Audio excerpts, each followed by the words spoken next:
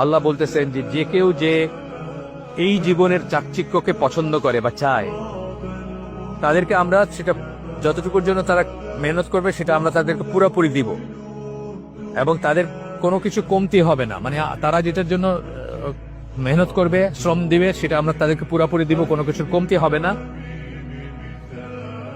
তারা হচ্ছে ওই সমস্ত লোক যাদের জন্য আখেরাতে কিছুই থাকবে না, আগুন ছাড়া কিছু থাকবে না আখেরাতে। সূরা হুদ 15-16 নম্বর আয়াত।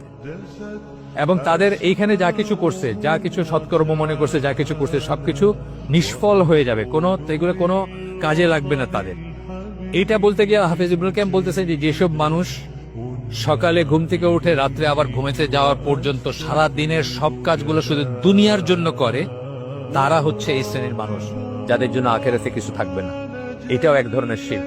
কারণ আল্লাহ বলতেছেন আপনাকে সৃষ্টি করছেন কেবল